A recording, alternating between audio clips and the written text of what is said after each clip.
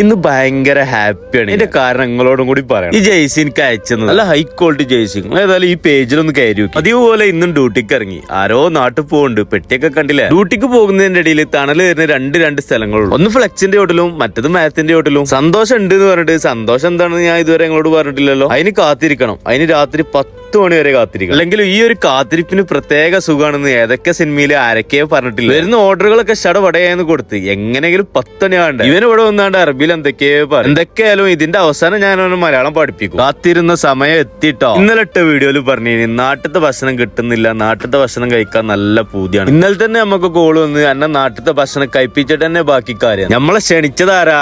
ഈ സിദ്ദിഖ് ഭായും യൂനുസ് ഭായും. ശരിക്കും ഞാൻ അങ്ങനെ ആലോചിച്ചു, ഒരു വീഡിയോ കണ്ടിട്ട് എന്തിനപ്പം എനിക്ക് ഇങ്ങനെ ഭക്ഷണമൊക്കെ ആക്കി തരുന്നത്. പിന്നെയാണ് എനിക്ക് മനസ്സിലായത് ആ സത്യം എന്താണ്. സ്നേഹം എന്ന 3 അക്ഷരം. അപ്പം, പുട്ട്, പൊറോട്ട, മീൻകറി, ബീഫ് ഫ്രൈ എല്ലാം നമ്മളെ നാട്ടിലത്തെ ഫുഡാണ്. ദിവസം ഉച്ചക്ക് വന്നാണ്ട് കേരള മീൽസ് ഇവിടെ വന്നാണ്ട് തിന്നണമെന്നാ പറഞ്ഞു. ഫുഡൊക്കെ ആണെങ്കിൽ കിടിലൻ ടേസ്റ്റുമാണ്. മെയിൻ ആയിട്ടുള്ളത് ഇവിടുത്തെ ഒരു ആംബിയൻസ്. ഇവിടെ ഇങ്ങനെ കഴിക്കുമ്പോൾ നമുക്കൊരു മടുപ്പ് വരുന്നില്ല. ഫുഡ് എത്ര വേണമെങ്കിലും പോകും. ഒപ്പം നമ്മളെ ഫാമിലിയും ഫ്രണ്ട്സും കൂടി ഉണ്ടെങ്കിൽ നല്ല കളറാണ്. പിന്നെ ഞാൻ അവരോട് പറഞ്ഞു എനിക്ക് എന്തായാലും നിങ്ങളൊപ്പം നിന്നാണ് ഫോട്ടോ എടുക്കണം. അങ്ങനെ ഓരോടൊക്കെ സലാം പറഞ്ഞാണ്ട് ഇറങ്ങി. ഇൻഷാ അല്ലാഹ് ഇന്ന് മുതൽ ഞാൻ നിങ്ങളെ ഏറ്റവും നല്ലൊരു സുഹൃത്തായിരിക്കും. ഇന്നെ തിരിച്ച് റൂമിൽ തന്നെ. ഒപ്പം നമ്മളെ സൗഭാദിക്ക് ഉണ്ടായിരുന്നു കേട്ടോ. എന്തായാലും ഇന്ന് ഭയങ്കര ഹാപ്പി ആയി. ഇതും ശുഭം.